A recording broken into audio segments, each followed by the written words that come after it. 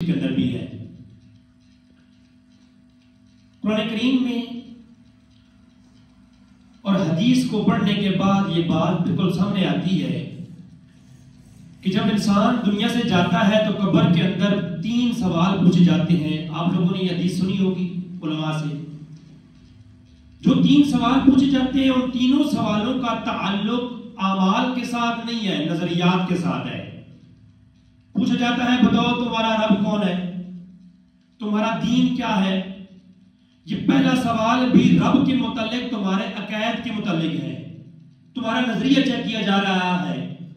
آج تک ہم یہ بھی سنتے آئے بعض علماء سے کہ وہ کہتے ہیں کہ مرنے کے بعد جو پہلا سوال ہوگا وہ نماز کے بارے میں ہوگا۔ بے شک نماز ارکان اسلام میں سب سے بڑا رکن ہے، عبادات کی سردار ہے نماز، لیکن جو مرنے کے بعد پہلا سوال ہوتا ہے وہ سوال آپ کا نظریہ چیک کیا جاتا ہے، عقیدہ چیک کیا جاتا ہے۔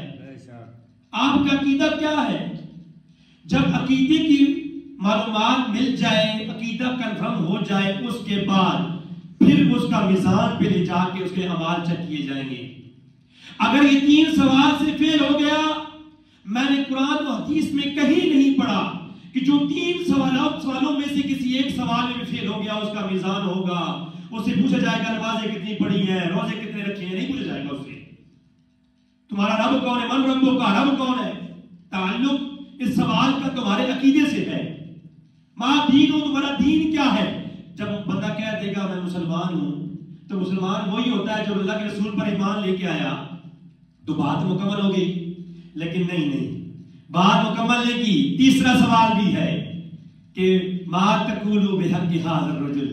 صحیح بخاری شریف کے اندر قرآن کے بعد ہماری سب سے بہتر کتاب صحیح بخاری ہے، اس کے اندر یہ سوال موجود ہے کہ بتاؤ، یہ پوچھتے ہیں فرشتے سوال کرتے ہیں کہ تمہارا رب اللہ ہے، ہم نے یہ سمجھ لیا، تمہارا دین اسلام ہے، تم رسول اللہ پر ایمان لے کے آئے، یہ بات بھی سمجھ لئی، لیکن اس شخص کے بارے میں دنیا میں کیا کہا کرتا تھا، مصطفیٰ کریم کے بارے میں پوچھا جائے گا۔ تو اس کا تعلق کس سے ہے؟ جو ان 3 سوالوں سے گزر جائے گا نا، میں نے حدیث کے اندر پڑھا ہے ایسے لوگ بھی ہوں گے جن پر جہنم واجب ہو چکی ہوگی۔ صحیح بخاری کتاب التوحید میں حدیث موجود ہے، ایسے لوگ جن پہ جہنم واجب ہو چکی ہوگی، جہنم کی آگ ان کو گھیر رکھی ہوگی، کسی کو پٹریوں تک، کسی کو سینے تک آگ نے پکڑ رکھا ہوگا۔ صحیح بخاری کے لفظ ہے۔ تو پھر کیا ہوگا؟ جب جہنم واجب ہو چکی ہوگی، ایک اللہ کا ولی کھڑا ہو جائے گا، ایک حافظ قرآن کھڑا ہو جائے گا، ایک چھوٹا بچہ جو دنیا سے چلا گیا وہ کھڑا ہو جائے گا، وہ کہے گا قالوا ربنا قالوا اخواننا یصلون معنا ویصومون معنا ویحجون معنا۔ ایک اللہ کا نیک ولی کھڑا ہو جائے گا۔ آج یہ بھی سوال اٹھتا ہے یہ ولی کیا کر سکتے ہیں؟ یہ حضور غوث اعظم کا نام لیتے ہیں، ان کو کیا اختیار ہے؟ صحیح بخاری کتاب التوحید کی حدیث ہے، اللہ کے رسول نے فرمایا تم پہ جہنم واجب ہو چکی ہوگی، ایک اللہ کا ولی نیک بندہ کھڑا ہوگا، وہ کہے گا یا اللہ یہ شخص دنیا میں یصلون معنا، ہمارا مرید تھا، نمازیں ہمارے ساتھ پڑھتا تھا، اگرچہ اس کی نمازوں میں کوتاہی ہوگی لیکن اس نے یا اللہ اس نے نمازیں ہم سے سیکھی ہیں، مجھے مرشد مانتا تھا، ہمارے پیچھے نمازیں پڑھی ہیں۔ حافظ قرآن کہے گا یا اللہ گناہگار ہے، جہنم واجب کر دی، میزان کے اوپر فیل ہو گیا، لیکن یا اللہ میزان پہ فیل ہو گیا، یہ شاگرد تو ہمارا تھا نا، مرید تو ہمارا تھا نا، یصلون معنا، نمازیں ہمارے ساتھ پڑھتا تھا، یصومون معنا، اور روزے ہمارے ساتھ رکھتا تھا۔ تو اللہ فرمائے گا جس کو پہچانتے ہو جنت میں ساتھ لے کے جاؤ، اختیار دیکھیں، اللہ کا فیصلہ ہو چکا، میزان پر کہ جہنم واجب ہے، اللہ کا لاڈلا بندہ عرض کرے گا، شفاعت کرے گا، اللہ فرمائے گا جس کو پہچانتے ہو جنت لے کے جاؤ۔ اور یہ حدیث بھی ایسی ہے کوئی انکار نہیں کر سکتا۔ قرآن کے بعد ہماری اہل سنت کے ہاں سب سے بہترین کتاب صحیح بخاری ہے، پھر مسلم کا نام آتا ہے۔ یہ کتابیں اللہ کے رسول کی حدیث کی سب سے بہترین کتابیں ہیں۔ تو میں نے جیسے کہ آیت کریمہ تلاوت کی جس کا تعلق ہمارے عقیدے کے ساتھ ہے، قرآن میں اللہ نے ارشاد فرمایا یا ایھا الذین آمنوا اتقوا اللہ، اے ایمان والو ایمان لے کے آ گئے اللہ سے ڈرو، وابتغوا الیہ الوسیلہ، اور اللہ کی جانب وسیلہ تلاش کرو. وسیلہ کیا ہے؟ وسیلہ کس کو کہتے ہیں؟ بڑے بڑے علماء جب تفسیریں لکھتے ہوئے سورہ مائدہ کی آیت نمبر 35 کے اوپر پہنچے، یہ وابتغوا الیہ الوسیلہ پہ پہنچے، قلم اٹھائی اور لکھا الوسیلۃ فی الاصل ما یتوسل به الی الشیء ویتقرب به. کہا وسیلہ اس چیز کا نام ہے جس کو پکڑ کر آپ اللہ تک پہنچتے ہیں، اس کا قرب حاصل کرتے ہیں. اب پھر جھگڑا شروع ہو گیا. ایک مسلمانوں کا طبقہ کہنے لگا کہ جی وسیلے سے مراد یہ نبیوں ولیوں کا وسیلہ جو تم دیتے ہو یہ نہیں ہے. حالانکہ انہی کے بڑے پائے کے علماء نے جب اس قرآن کی تفسیر لکھی، اس مقام پر پہنچے، انہوں نے لکھا. شاہ ولی اللہ محدث دہلوی بہت بڑا نام ہے پاک ہند کے اندر، پاکستان اور ہندوستان کے اندر، بلکہ میں نے عرب کے اندر بھی ان کے نام کے ڈنکے دیکھے ہیں. شاہ ولی اللہ محدث دہلوی اپنی کتاب القول الجمیل میں یہ آیت ذکر کہتے ہیں وابتغوا الیہ الوسیلہ سے مراد مرشد کامل کی بیعت ہے، کیونکہ اللہ کے ولی کے بغیر نہ کسی کو اللہ تک کا رستہ ملا ہے نہ کبھی ملے گا. اس وسیلے سے مراد کیا ہے؟ نبیوں اور ولیوں کا وسیلہ ہے. شاہ اسماعیل دہلوی بہت بڑے ان کے عالم گزرے ہیں، اس نے صراط مستقیم میں فارسی کی جو ہے 57 ہے اس میں لکھتے ہیں بدو مرشد راہیابی نادر است. کہا کہ اس وسیلے سے مراد ولی کامل اور مرشد کامل کی بیعت کرنا ہے، کیونکہ مرشد کامل کے بغیر نہ کسی کو رستہ ملا ہے صراط مستقیم نہ کبھی ملے گا. تو اللہ نے فرمایا وابتغوا الیہ الوسیلہ، وسیلہ تلاش کرو. بزرگوں سوال یہ پیدا ہوتا ہے کہ جب وسیلے کی بات سمجھ آ گئی تو اب وسیلہ اس کا ذکر کوئی قرآن میں بھی ہے؟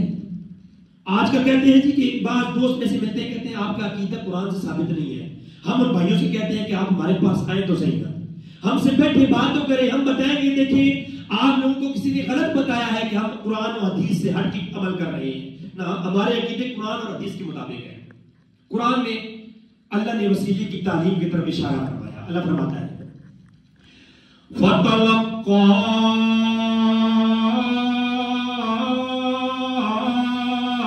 آدَمُ مِن رَبِّهِ كَلِمَاتٍ فَتَابَ إِلَيْهِ. رب کریم نے قرآن میں ارشاد فرمایا سورہ بقرہ کے اندر آیت نمبر 37 ہے. اللہ نے فرمایا آدم علیہ السلام سے لغزش ہو گئی، غیر ارادی طور پر خطا ہو گئی. اللہ تبارک و تعالیٰ نے اپنے لاڈلے آدم کو آزمائش کے اندر ڈال دیا. اللہ اپنے لاڈلوں کو آزمائشوں میں ڈالا کرتا ہے. اللہ نے اپنے لاڈلے آدم کو آزمائش کے اندر ڈال دیا اور کئی سو سال آدم علیہ السلام دعا کرتے رہے ربنا ظلمنا انفسنا. آدم علیہ السلام یہ دعا کرتے رہے کئی سو سال. علماء نے لکھا ہے کئی سو سال دعائیں کرتے رہے، اللہ کی بارگاہ میں عرض کرتے رہے. اللہ ہر دعا کو سنتا بھی رہا، اللہ ہر عرض کو سنتا بھی رہا، لیکن اپنے لاڈلے آدم کو اللہ نے آزمائش سے نکالا نہیں بلکہ آزمائش میں ڈالے رکھا. علماء نے لکھا ہے کہ کئی سو سال آدم اتنا روئے کہ آدم کے رخسار کی ہڈیوں کے اوپر سے جو گوشت تھا یہ بھی آنسوں میں بہہ گیا، یہ بھی جھڑ گیا. اتنا آدم روئے کہ پھر اللہ تبارک و تعالیٰ نے قرآن میں آیت نازل کی فَتَلَقَّى آدَمُ مِن رَبِّهِ. اللہ فرماتا ہے ہم نے آدم کو کچھ خاص کلمات عطا کر دیے.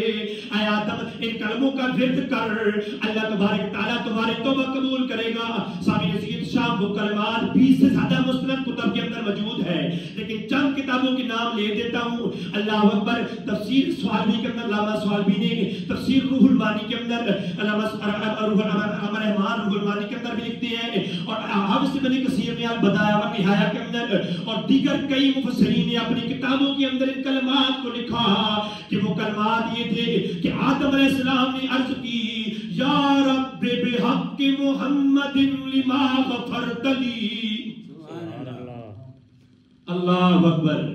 آدم کو اللہ نے وہ کلمات سکھائے. وہ کلمات کیا ہیں؟ علماء نے اپنی کتابوں میں لکھا کہ آدم نے دعا کی یا رب بحق محمد لما غفرت لی. اے اللہ میری توبہ قبول فرما سونے محمد کے وسیلے سے. قرآن میں واقعہ آ گیا. کہ وَابْتَغُوا إِلَيْهِ الْوَسِيلَہ، وسیلہ اختیار کرو. اب قرآن نے تعلیم دی.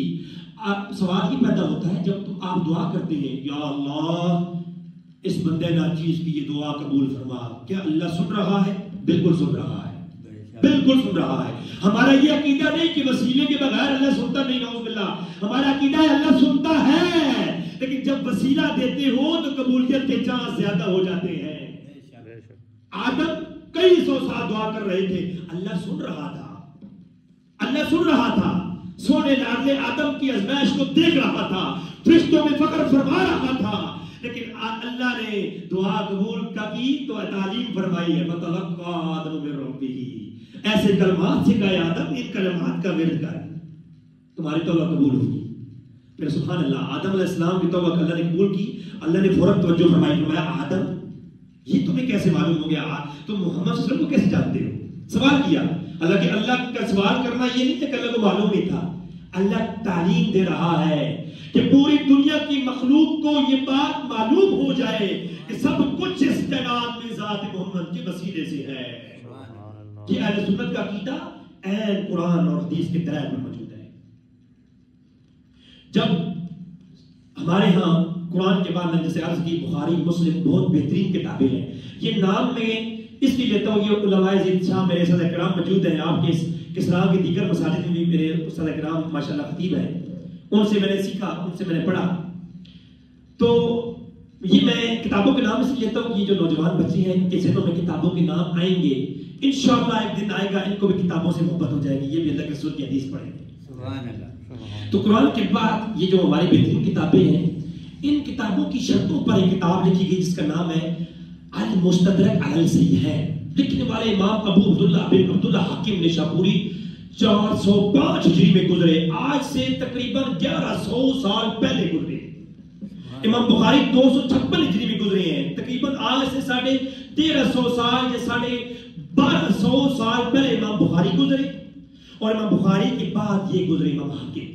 اور حاکم کا لقب امت میں، اس امت میں حاکم کا لقب کسی اور کو نہ مل سکا. ایک امت میں آج 1400 سال کی امت گزر چکی ہے. اس 1400 سال میں حاکم اس کو کہتے ہیں جس کو 6 لاکھ حدیثیں حافظ ہوں، حفظ ہوں، اور اللہ کے رسول کی ہر حدیث پہ نظر ہو، اس کو کہتے ہیں شریعت میں حاکم. حاکم ایک گزرا امام ابو عبداللہ حاکم نشاپوری. انہوں نے کتاب لکھی المستدرک، اس کے اندر یہ حدیث لاتے ہیں، صحیح حدیث ہے. وہ کہتے ہیں کہ آدم علیہ السلام سے اللہ نے سوال کیا ہے میرے لاڈلے آدم تجھے کیسے معلوم ہو گیا رسول اللہ کے بارے میں؟ کہا کہ میں نے جنت میں آپ اے اللہ تمہارے نام کے ساتھ سونے کا نام لکھا ہوا دیکھا تھا.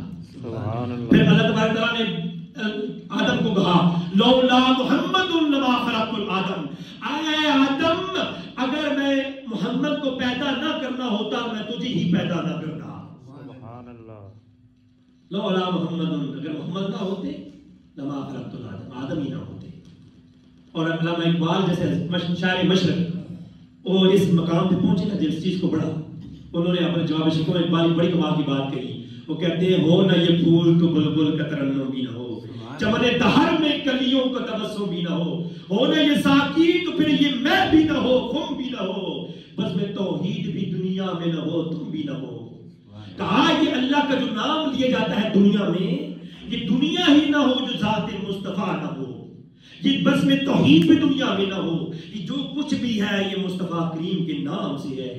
وہ کہتے ہیں خیمہ افلاق کا استادہ اسی نام سے ہے، یہ جو بغیر ستونوں کے یہ آسمان کھڑا ہے یہ ذات مصطفیٰ کے نام سے کھڑا ہے، اور نبض ہستی تپش امادہ اسی نام سے ہے. کہا اگر یہ کائنات کی نبض چل رہی ہے تو ذات مصطفیٰ کی وسیلے سے چل رہی ہے. یہ ایک بات کوئی عام نہیں تھا کہ مطلب گئے کہ بس کسی مدرسے سے پڑھ گیا ہے نا. کیمبرج یونیورسٹی یورپ سے پڑھا، اس نے اپنی فلسفہ ڈگری کی ہے، وکیل تھا، بڑے بڑے وزیروں مشیروں برطانیہ میں انگریزوں کے ساتھ بڑی بڑی نشستوں برخاست کا حصہ آیا اقبال اگر آج ہماری یونیورسٹی میں بچے پڑھتے ہیں کالج جاتے ہیں تو اپنے عقیدے بدل لیتے ہیں. 4 دن کے بعد آپ کہتے ہیں ابا جان آپ کا تو عقیدہ ٹھیک نہیں ہے، آپ تو قبروں میں جاتے ہیں فلان کرتے ہیں. 4 لفظ یونیورسٹی میں پڑھ کے نا بندہ اپنا عقیدہ بدل دیتا ہے. میں بھی کیمیکل انجینئر ہوں، لیکن ہم نے کیا کیا، ہم نے اقبال اور پرانے علماء سے عقیدہ لیا. اقبال بیر جا کر بھی یورپ میں رہ کر بھی، تعلیم وہاں سے لے کر بھی، اقبال نے خود کہا ہے، اقبال کہتا ہے میں عزمائے خانہ مغرب چشیدم. آج میرا یہ عنوان نہیں ہے، میرا عنوان کیونکہ وسیلہ ہے تو میں نے وسیلے کے اوپر یہ آپ لوگوں کو حدیث کی سنانی ہے، چونکہ یہ بات آ گئی ہے ضمن تو میں عرض کر دیتا ہوں. اقبال کہتا ہے میں عزمائے خانہ مغرب چشیدم، کہا کہ میں مغرب یورپ کے اندر، آج تم کہتے ہیں نا امریکہ کا ویزا لگ جائے، کہا میں مغرب میں رہا ہوں بجانے من درد سر خریدم. بس جو میں نے یورپ کے اندر انگریزوں کے ساتھ وقت گزارا ہے نا، درد سر خریدا ہے میں نے. اور کہتے ہیں کیمیا بیدکن از مشت گلے بوسزن براستان کاملے. کہا اے نوجوان، اگر صحیح اصل معنوں میں صحیح انسان بننا ہے، بوسزن براستان کاملے، حضور غوث اعظم کا بوسہ لے کے دیکھ. سبحان اللہ. ولی کے آستان کا روز بوسہ لے کے دیکھ. اور اقبال ساری زندگی پیر گزار کر کے داتا علی جبریل قدموں میں آ گیا، داتا علی جبریل قدموں میں آ گیا. اور اقبال کا یہ نظریہ ہے، اقبال کہتا ہے خیرہ نہ کر سکا مجھے جلوہ دانش فرنگ. کہا انگریز کی چال ڈھال دیکھ کے میں اپنے آپ کو نہ بدلا. کیوں نہیں بدلا اقبال؟ ساری زندگی تو یورپ میں گزاری ہے. کہا سرما ہے چشم ہے، کہتے ہیں کہ خیرہ نہ کر سکا مجھے جلوہ دانش فرنگ، سرما ہے میری آنکھ کا خاک مدینہ ہونا چاہتا. کہا میں نے کربلا کی اور مدینے کی مٹی اپنے تھوکوں میں سرما لگا رکھی تھی. حدیث رسول کو پڑھ رہا تھا. تو وسیلہ میں عرض کر رہا تھا کہ آدم کی توبہ بھی مصطفیٰ کے وسیلے سے، مصطفیٰ کے وسیلے کے بغیر کچھ بھی نہیں ہے. اور ذات مصطفیٰ کو سمجھنا ہے تو اپنے عقل کے ملبوتے پر کبھی ذات مصطفیٰ کو توڑنے کی کوشش مت کرنا. رسول اللہ کے بارے میں یہ عقیدہ رکھنا چاہیے، یہ نہیں رکھنا چاہیے. عقل تمہاری محدود ہے. لیکن روح المانی کے اندر ایک حدیث موجود ہے، اگرچہ حدیث سند کے اعتبار سے ضعیف ہوتی ہے لیکن یہ حدیث ہے، لیکن چونکہ ہمارے اہل سنت کا عقیدہ ہے کہ فضائل میں مناقب میں ہم حدیثیں بیان کرتے ہیں تفسیر کے لیے. حدیث موجود ہے کہ جبرائیل امین حضور کی بارگاہ میں آ گئے. کہا حضور نے فرمایا کہ اے جبرائیل تم نے شرق بھی دیکھے ہیں غرب بھی دیکھے ہیں، ہمارے بارے میں کیا خیال ہے؟ ہائے ہائے ہائے سبحان اللہ. کہا جبرائیل تو تمام نبیوں کی امتوں کو جاننے والا، ہر نبی کا تو صحابی ہے، کتب سماویہ کا عالم ہے، عقل کبیر کا مقام تجھے حاصل ہے جبرائیل، تمام فرشتوں کا سردار ہے. میں محمد کے بارے میں کیا خیال ہے؟ سبحان اللہ. ہائے ہائے. جبرائیل امین کہتے ہیں یا رسول اللہ میں نے شرق بھی دیکھی ہے، میں نے غرب بھی دیکھی ہے، میں ہر امت کے ہر شخص کو جانتا ہوں، میں ہر نبی کی نبوت کے پاس، ہر نبی کے پاس میں گیا، ہر نبی کا میں صحابی ہوں. کہا کہ میں یا رسول اللہ ہر نبی کے پاس گیا ہوں لیکن آپ کے جیسا میں نے کوئی نہیں دیکھا ہے. ہائے ہائے. ہماری عقل کی کیا بنیاد ہے؟ آج آپ دیکھیں نا کہ سنیار کے پاس آپ جائیں تو اس کے بعد چھوٹا کنڈا ہوتا ہے جس پہ وہ اپنے تولے ماشی ہوتا ہے، لیکن جب گندم والے کے پاس جائے، مفلی بیچنے کے لیے جائے تو اس کے پاس بڑا کنڈا ہوتا ہے. اب آپ چھوٹا کنڈا لے کر کے چلے جائیں جناب، مفلی لے کر کے آپ گئے جناب اس کے اوپر تولے، وہ کہے گا یار تمہاری عقل نہیں ہے، یہ سوراخ کے چھوٹے کنڈے پر تولے تلتے ہیں، ماشی تلتی ہے، من نہیں تلتے. جس طرح سوراخ کے چھوٹے کنڈے پر من نہیں تلتے، اس کا تمہارے عقل کے اوپر ذات مصطفیٰ نہیں تل سکتی ہے، ذات مصطفیٰ نہیں تل سکتی ہے. ہائے ہائے. عقل جن و بشر کا یہاں ذکر کیا، عقل روح الامین دنگ حیران ہے. عقل جن و بشر کا یہاں ذکر کیا، عقل روح الامین دنگ حیران ہے. عظمت مصطفیٰ کی مل حد کسے، یہ وہ دریا ہے جس کا کنارہ نہیں. سامعین عزیز صاحب، آپ کے سامنے میں نے پہلی قرآن کا واقعہ پیش کیا کہ آدم کی توبہ بھی قبول ہوئی ذات مصطفیٰ کے وسیلے سے. قرآن میں اللہ کہتا ہے ایمان والو اللہ سے ڈرو وابتغوا الیہ الوسیلہ، اور وسیلہ تلاش کرو. تو وسیلے کا ٹاپک جہاں تک آپ کو سمجھ آ گیا. اب میں اس اوپر دو حدیثیں پیش کر کے اتنے میں وقت پورا ہو جائے گا. ہمارے ہاں جو ٹاپ درجے کی 6 کتابیں ہیں ان میں سے ایک کتاب کا نام ہے ابن ماجہ. اس کے پہلی جلد 125 کے اندر حدیث موجود ہے. ہائے ہائے. صحابی نزیت شام ایک نابینا حضور کی برگاہ میں آ گیا، آگے کہنے لگا یا رسول اللہ مجھے آنکھیں چاہیے. ہائے ہائے ہائے، میں نے پچھلے 11 سالوں سے رسول اللہ کی موجودگی میں قرآن و حدیث پڑھ رہا ہوں. میں نے زندگی میں نہیں پڑھا کہ مدینہ کے اندر کوئی حکیم ہوتا تھا، فلاں ڈاکٹر ہوتا تھا. اللہ کے رسول کی موجودگی میں اللہ کے رسول نے فرمایا ہو جاؤ علاج کروانے کے لیے حکیم کے پاس چلے جاؤ. میں نے نہیں پڑھا. اگر کسی کی ذہن میں کوئی ایسی بات ہو تو مجھے بتائیں. میں نے نہیں پڑھا کہ رسول اللہ کے ہوتے ہوئے کوئی حکیم کی ضرورت تھی صحابہ کرام کو. میں نے نہیں پڑھا. صحابی نزیت شام صحابی رسول حضور کی برگاہ میں آنکھیں چاہیے. اللہ کے رسول نے یہ نہیں فرمایا اے صحابی یہ میرے بس کی بات نہیں ہے، شفاعت دینے والا تو اللہ ہی ہے. قرآن میں آیات نازل ہو چکی ہیں جب تو بیمار ہوتا ہے اللہ ہی تجھے شفاعت دینے والا. اب اللہ اکبر. صحابی رسول کا عقیدہ دیکھیں. اللہ کے رسول کی برگاہ میں یا رسول اللہ آنکھیں چاہیے. اب صحابی رسول نے بھی معاملہ دیکھا تھا. غزوہ تبوک کے موقع پر حضرت قتادہ بن نعمان کی آنکھ نکل گئی، جنگ کے دوران آنکھ نکل گئی. اللہ اکبر. سنن دارمی کے اندر حدیث موجود ہے آنکھ کا ڈھیلا پیر آ گیا، آنکھ کا ڈھیلا ہاتھ پہ رکھا حضور کی برگاہ میں یا رسول اللہ میری آنکھ نکل گئی ہے. حضور نے فرمایا اے قتادہ تو صبر کر تجھے جنت ملے گی. فرمایا اللہ کے رسول نے فرمایا قتادہ صبر کر تجھے جنت ملے گی. حضرت سلیمان کہتے ہیں یا رسول اللہ جنت اپنی عطاؤں میں سے عطا کر دیجئے گا، آنکھ میرے مانگنے پر عطا کر دیجئے. سبحان اللہ. اللہ کے رسول مسکرائے، آنکھ کا ڈھیلا اپنے ہاتھ پہ رکھا. قتادہ پہ آنکھ پہ رکھ کر کے اپنا لوح دہن لگایا، خالی ہاتھ پھیرا. خالی ہاتھ پھیرنے کی دیر تھی آنکھ ایسے ٹھیک ہو گئی جیسے خراب ہوئی نہ ہو. تو اس صحابی کا بھی یہی عقیدہ تھا کہ اللہ کے رسول کی برگاہ میں بات بن جائے گی. حضور کی برگاہ میں آئے. اللہ کے رسول نے فرمایا اگر میں چاہوں تجھے آنکھ بھی دے دوں لیکن آج ایک تعلیم دوں گا، ایک دعا تعلیم کروں گا تاکہ پوری امت کو یہ تعلیم ہو جائے کہ اللہ اکبر کہ اگر اللہ کے رسول دنیا میں ظاہر موجود نہ ہو تو پھر کیا طریقہ ہے جناب والا اپنی حاجات کو پورا کرنے کے لیے. اللہ کے رسول نے فرمایا جہاں 2 رکعت نماز حاجت پڑھ اور یہ دعا مانگ اللہم انی اسألک التوجہ الیک بالنبی محمد الرحمہ. اللہ اکبر. اے میرے صحابی جا گھر چلا جا، تنہائی کے عالم میں چلا جا. جب تو دعا کرے گا اللہ سن رہا ہے، تمہاری دعائیں اللہ ڈائریکٹ سنتا ہے. لیکن آج دعا کے اندر تم نے میرا وسیلہ دینا ہے. خود رسول اللہ کی دعا تعلیم فرما رہے ہیں. اللہ کے رسول نے نبی اللہ تعالیٰ تعلیم فرمایا جا کے دعا کر اے میرے اللہ میں تمہاری برگاہ میں سوال کرتا ہوں بے محمد نبی رحمہ، نبی کریم کے وسیلے سے دعا کرتا ہوں. یا رسول اللہ فقط اتنی بات کہنی ہے؟ فرمایا نا اگلی بات بھی کہنی ہے. یا رسول اللہ اگلی بات کون سی؟ کہا یا محمد قد توجہت بک الی رب ھذہ لتقضی. اللہ اکبر.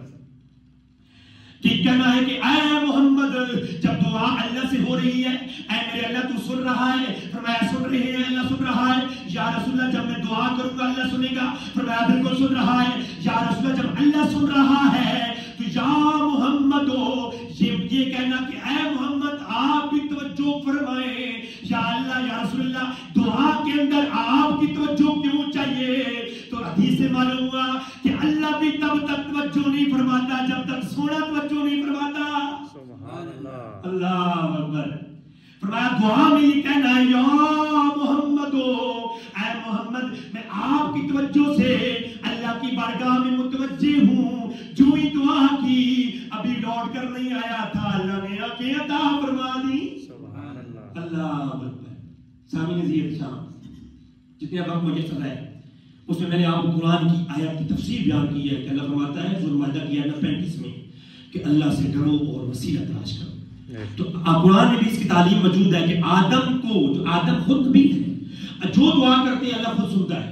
اس کے باوجود آدم کو اللہ نے تعلیم کیا کہ یا رب بحق محمد لما غفرت لی. اور پھر حدیث رسول میں نے پیش کی تھی کہ خود دعا میں رسول اللہ نے تعلیم سکھائی. یا رسول اللہ اگر یہ بعد میں شرک ہو جانا ہے تو اپنی امت کو آپ ایسی تعلیم کیوں دے رہے ہیں جو بعد میں شرک ہو جائے گی؟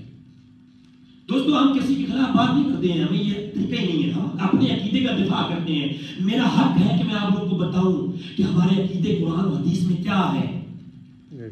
اور پھر جب رسول اللہ وفات پا گئے عثمان غنی کے دور میں، پھر ایک صحابی رسول اللہ عثمان ابن حنیف آئے، ایک بندے کو مسئلہ تھا، اس کو یہ دعا تعلیم کی کہ یہ دعا کیا کر، جا کے دور کا نفل پڑھ اور یہ دعا کر، یا محمد قد وجہت بک یا ربی حاضر ہوتا۔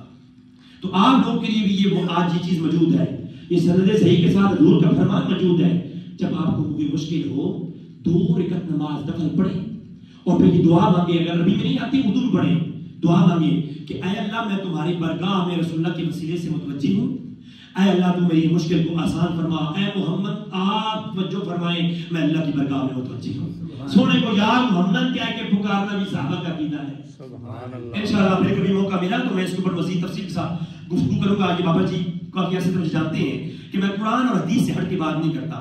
اللہ تعالیٰ ہمیں اپنے عقائد پہ قائم اور دائم رہنے کی توفیق عطا فرمائے۔ اور پرفتن دور میں جو آس پاس میں ہزاروں قسم کے عجیب و غریب قسم کے عقیدے ہمارے بچوں کے اندر نشر کیے جا رہے ہیں، اللہ ان سے محفوظ رکھے۔ آخر دعوانا الحمدللہ۔